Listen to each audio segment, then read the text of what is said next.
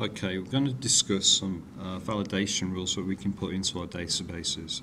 First of all, the primary key, with it being auto number and set to yes, no duplicates, is actually validated itself, so we don't need to do anything about that.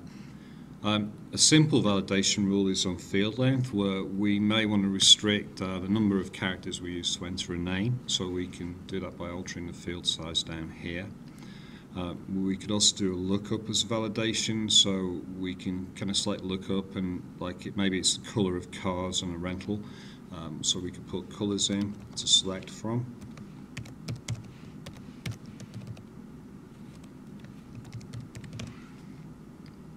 And choose finish, and that will allow us to actually do a lookup to select the color of a car perhaps.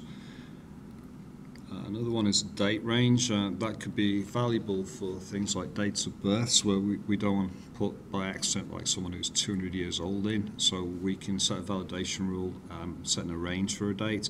We can do between 0101 1900 and date, which will basically say that the date's got to be between the 1st of January 1900 and today's date. When we click down, it'll put the hash tags in, and that sets it up. We can also add text into the validation rule, so if the user does make a mistake, then we can actually say something to them to make them correct the mistake. So you must enter a date between 0101 1900 and today's date. And what that will do is, if they do make a mistake, and let's say they put the date in as tomorrow and click away, it comes up, gives you help, or if they made a mistake and typed in 1815 instead by accident, again it comes up with that message. Just going to delete that and remove this. Incidentally, before you create relationships, you shouldn't have any records because it can mess things up, so if you do see any of them like that, just hit delete and get rid of it.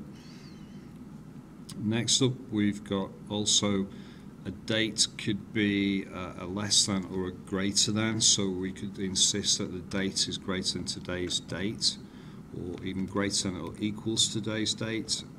This would be handy if you were creating an appointment for a booking where you obviously don't want to put something in the past, you want to put something that's current or in the future. Numbers as well. Things like grades and that, we can set validation rules quite simply by saying between a range of numbers, so between 0 and 100. This is useful for things like stock control inventories, where you don't want someone to make a mistake and enter a negative number or a value that's too great, like maybe type in 10,000 of the product by accident. Percentages and grades, or even currencies. If we had that as a currency data type, we could say that the value of the product can be between a certain value and another value, so that we can again restrict errors when entering data. Input masks, useful for a number of things. We can set for example a phone number to be displayed in a particular way, and you can only enter the data in that way. Postcodes as well, if you select zip code and choose next. Capital L stands for letter, dash 99 allows us to enter 2 numbers. And so if we put postcode in for Bermuda, we can only enter 2 letters followed by 2 numbers and nothing else. So that's another good way we can validate things. And a required field.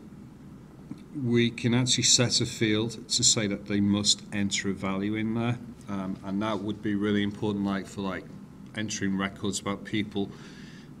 You could probably get away with not having the first name, but realistically you'd need at least the surname in there. So you could set a required field for the surname, and that would mean when you're entering the data you must actually enter something into that field. Okay, so that's some examples of validation that you can set in place to basically simplify the data entry and try and avoid any errors. Okay.